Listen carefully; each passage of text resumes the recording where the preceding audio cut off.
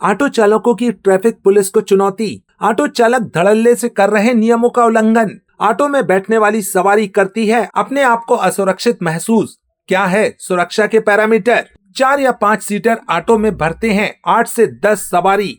भोपाल में ओवरलोड सवारी को लेकर चलने वाले ऑटो की समस्या बढ़ती जा रही है।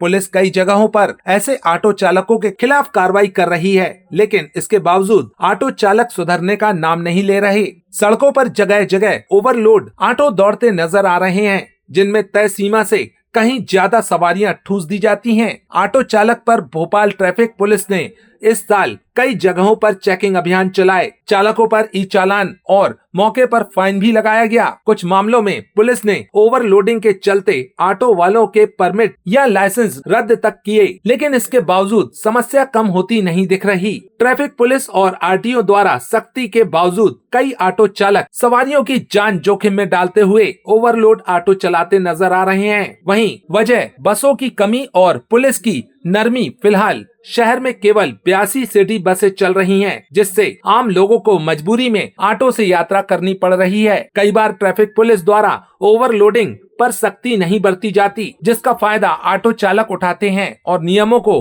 ताक पर रखकर ओवरलोड ऑटो सड़क पर उतार देते हैं। यश भारत टीम ने जब इस विषय पर ट्रैफिक अधिकारी से बात की तो उन्होंने बताया कि जो विषय आपने रखा है वह उचित है और कार्रवाई की जाएगी।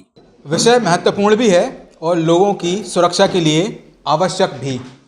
हमारे साथ मौजूद हैं बसंत सर, जिन्होंने वाकई में ट्रैफिक को लेकर काफ़ी चेंजेस शहर में किए हैं। भोपाल प्रदेश की राजधानी है और जो विषय मैं लेके आया हूँ वो भी महत्वपूर्ण है।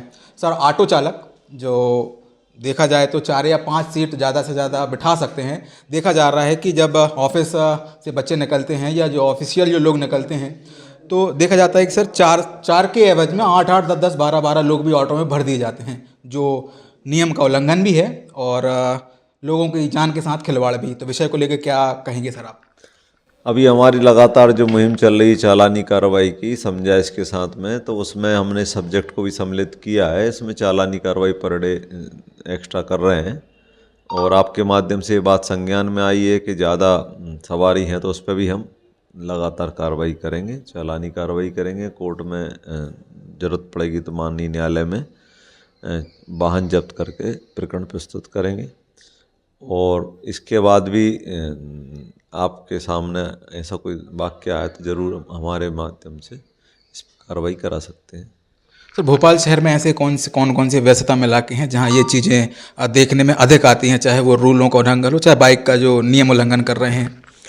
एक्चुअल में जो शहरी के आउटर क्षेत्र में ज़्यादा ये बच्चे जो पढ़ने वाले हैं, स्टूडेंट हैं, कम बजट में यहाँ पे एजुकेशन ग्रहण कर रहे हैं या रोज़गार प्राप्त कर रहे हैं, वो सस्ते अपना वाहन जो किराए के रहते हैं उन पे संयुक्त रूप से पैसा इकट्ठा करके ले जाते हैं और उसमें ये अक्सर हमको देखने में मिलता है।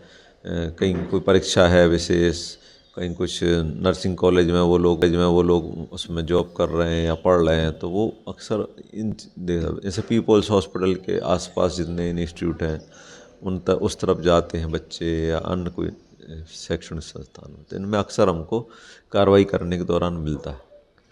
तो सवाल ये है कि हम अपने साथ साथ लोगों को कैसे अवेयर करें, लोगों को कैसे जागरूक करें, क्योंकि ये सिर्फ एक विषय नहीं है, ये लोगों के प्रति भी जागरूकता का भाव होना चाहिए कि कैसे व्यवस्थाओं को और बेहतर बनाया जा सके। फिलहाल वीडियो के किसी और क्रम में हम आपसे पुनः मुलाकात करेंगे।